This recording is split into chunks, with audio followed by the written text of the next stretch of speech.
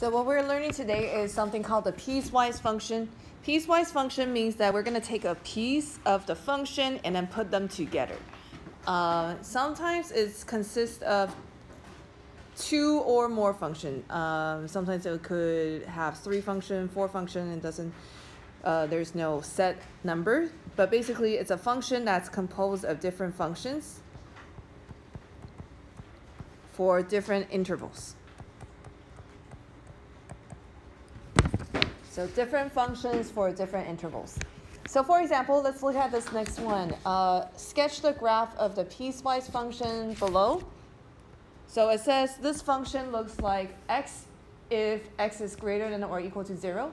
It looks like negative x if x is less than 0. Okay, so what we're going to do is just figure out how those two functions look separately. First, it looks like an x if x is greater than 0, greater than or equal to 0. So show me how x looks like with your arms. How does x look like? People over here. Y equals x. Do you remember? No? Y. Yeah, y equals x. This one, right? So we're going to draw y equals x like that.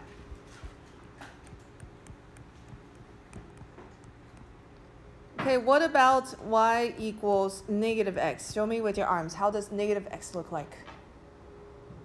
Okay, good. The opposite direction, right? Oops. Okay, now what's going to happen is I am going to take a piece of that function. So it says it looks like x when x is greater than or equal to 0. So when it looks like x if x is greater than or equal to 0. It looks like negative x if x is less than 0. So that's this part on the left. And what I'm going to do next is I'm going to put them together into one function. So the right-hand side of x goes in my function. Oops, sorry. Oh, bad drawing. Okay, the left-hand side of x, sorry, the left-hand side of negative x goes in the function.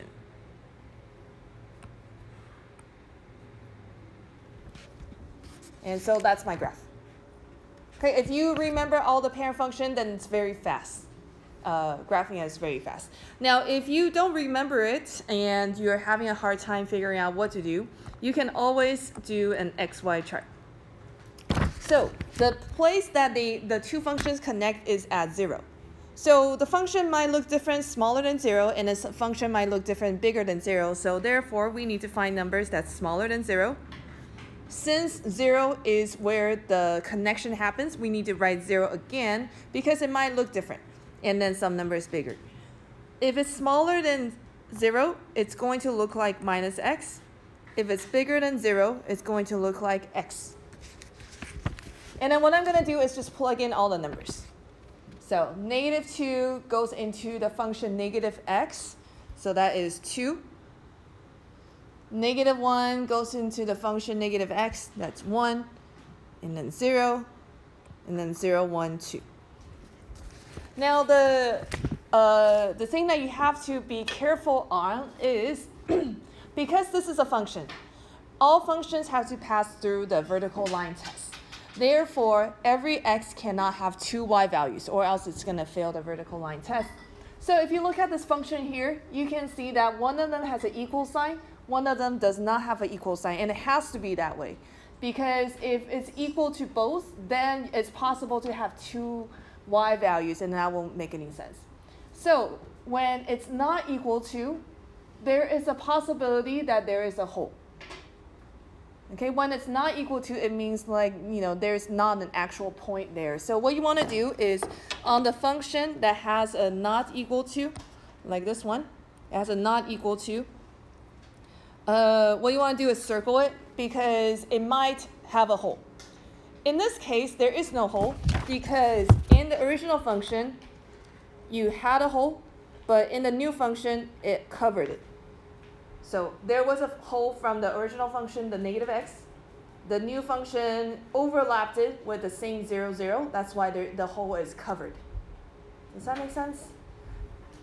So if you had a function that has a hole here, the second function is here, which is below, then it's not going to cover it, then you're going to have a hole, an actual hole, and it just stays there.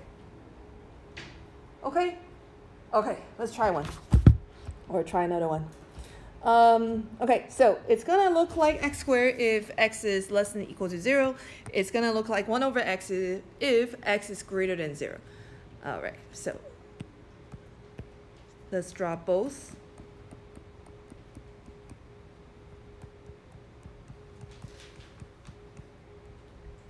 Okay, how does x squared look like? Show me with your arms.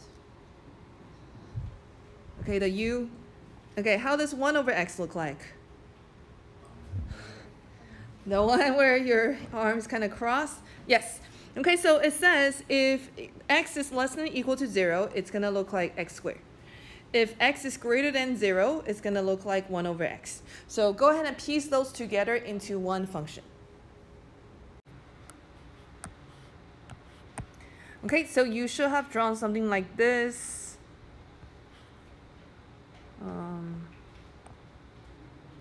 And like that. Good? Okay, now let me show you the tabular way. And this one's a little bit tricky, so I want to make sure you understand. So the connecting point is at 0. Right? This is where the intervals connect. So what we want to do is write that twice because it could look different on the other function. Okay, if it's less than or equal to 0, it's going to look like x squared. If it's greater than 0, it's going to look like 1 over x. Okay, if I put -2 into x squared, what do I get? 4. And then -1 into x squared? 1, okay, and then 0. If I put 0 into 1 over x, I get what? Undefined, okay, and then 1 and 1/2. So if you were just to graph this based on just those numbers, you would get -2, 4, -1, 1, 0, 0. Hopefully you remember that it's an x squared graph, so it has to connect like a curve. Now, if you had no idea how this right-hand side looks like, and you just graphed the numbers 1, 1, 2, 1/2, it's possible you just did this. Okay, that would be incorrect. So what you want to do is remember, oh, that's a 1 over x. 1 over x doesn't look like that. And then draw your parent function. Instead of just putting only 2 points in and you're like, oh, that's a strange graph, but that's all I got. And I'm going to stick with it. So that's not correct. Got it? Yeah? You guys know what I'm saying? Yes? No? Okay, next. Sorry.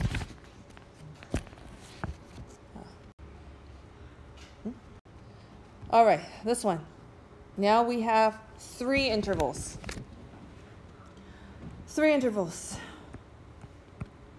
Okay, first one, 2x minus 1. Second one, so this is y equals 2x minus 1. Second one, 4. Third one, square root x. How does 2x minus 1 look like? What do I have to do to get that graphed or start graphing that? Down 1, so the intercept is at 1. -1, sorry, -1. Stretched by 2, so we have a slope of up 2 over 1. What's y equals 4? This way? Vertical? Or okay, horizontal, yes. Okay, and then square root x. Show me square root x, everybody. Square root x. Yes. Okay, people here got to participate so you can remember. This way. So we have 3 intervals. One is less than equal to -2. So if -2 were here, you would take this part. Between -2 and 2, it's going to look like 4. Bigger than 2, it's going to look like square root x. So either you put those 3 pieces together like that, or you could do the tabular method. So you're going to put in numbers in 3 intervals. So you have numbers smaller than -2, so maybe start at -4. Between -2 to 2, and then bigger than 2. Smaller than -2 looks like 2x minus 1. Between -2 to 2 looks like 4. And then bigger than 2 looks like square root x. Again, you need to be careful because there may be holes. So wherever it's not equal to, there is a chance that it's not going to connect with the next interval. So for example, this one, 4 if -2 is less than x less than 2, those two interval, I guess, border doesn't have equal sign. So there is a possibility that there are holes. So what we want to do is put a circle around it. Reminds us, okay, there might be holes here if it doesn't connect. Are you guys with me? Yeah? Okay, so go ahead and give that a try. Go ahead and graph it. Let me check it. Make sure if there are holes, your holes are apparent. Okay, so the tabular way is usually easier for most people unless you're very graphical and you just like, I remember how the parent functions look like, I can piece it together in my mind, then it's not that bad. But if you cannot do that, that's okay. We just need to figure out where the points go.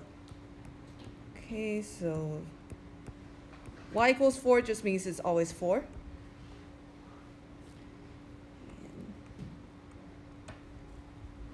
Sorry. Okay, so okay, -4, -9 is all the way down here somewhere. -3, -7, maybe here. -2, -5, so right there.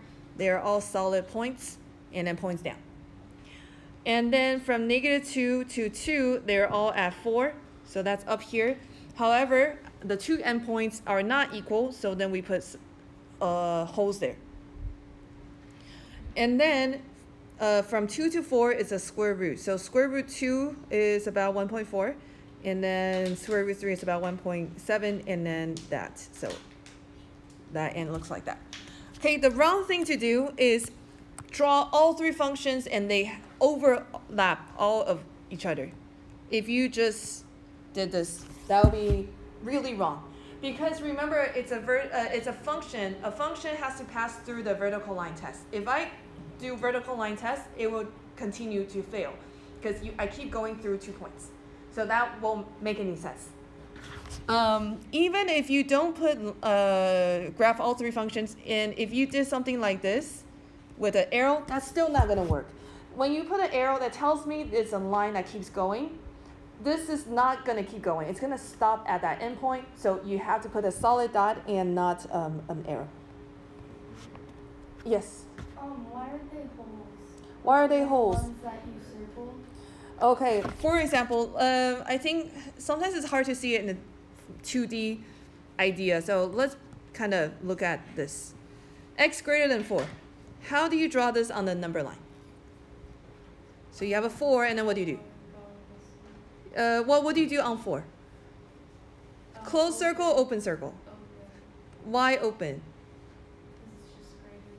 Yes, and not equal to, right? So the same idea, we basically have a hole, but you just didn't realize you've been drawing this with a hole since Algebra 1.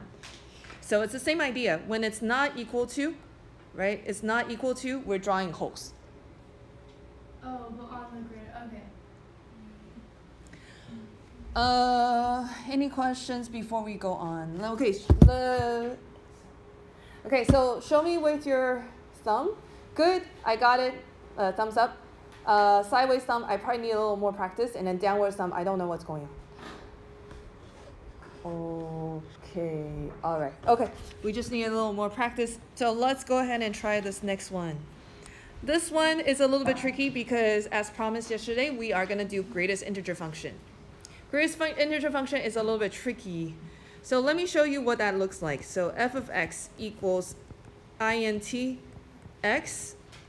You can also graph this in your graphing calculator. There is a function. I don't think it's called int. I think it's, I don't remember. It might be called int. or something similar. But anyways, you can graph it. Usually it looks like this with a bracket. That just means the greatest integer.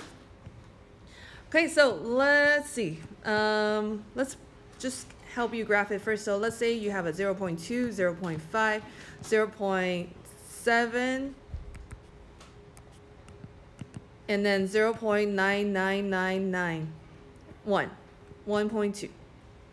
Okay, so what you're gonna do is think about this in the number line sense.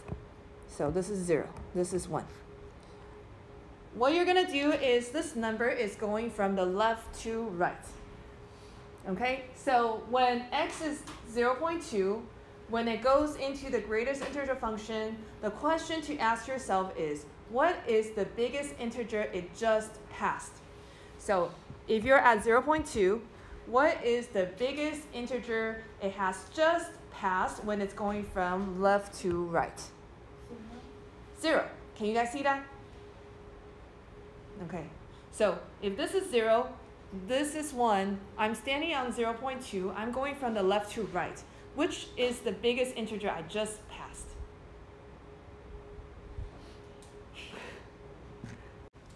So 0.2, the biggest integer I just passed is 0, and then 0, and 0, and 0. No matter how close I am to 1, I only look at the previous integer I just passed, which is 0. Until I get to 1, then I jump up to 1 because I am standing on that integer. Okay? And then when I go to 1.2, I'm going to look at the previous number, which was 1. Okay? So now if you look at this graph, this is how it's going to look like. You have 1 here, 1 here. Okay, so if you're at 0.2, y is 0. 0.5, x, y is still 0. 0.7x for x, and y is still 0. 0.9999 for x, y is still 0. You can get as close as you want to 1, but that number will still be 0 because you have not reached the next integer. When you get to 1, however, it jumps up to 1. And then at 1.2, it's 1. So basically, no matter how close you get to 1, no matter how close you get to 1 means that you have a hole at 1 because you're just trying to get to 1, but you're never at 1, so you have a hole. And this is how it looks like. The negative gets a little bit tricky because we had to think backwards. But basically, this is how you graph that greatest integer function. You always look at the previous integer you just passed. It has to be from left to right. Okay, so now let's go ahead and have you try this. You're going to have two functions that you're piecing together. The boundary line, or where the interval connects, is at -1. This one's really tricky because you got a bunch of holes and you got to be careful with where that not equal to sign is. Okay, if you're getting really confused because some of you are making the interval connect in the wrong place, what you can do is draw a line at where the interval should connect. That way you split this up into 2 intervals. Okay, if it's bigger than -1, it's going to look like x plus 1. X plus 1 is, absolute value x plus 1 is just the absolute value graph moves right 1. Okay, and then it's going to go up like this, but not equal to. So at this point, there's a hole. Okay, the greatest integer graph, either you memorize it or you put points in there, but it's going to look like this. And then there's an extra point at -1, 1 because it is equal to -1. So at -1, it is -1, and there's a solid point there. All right.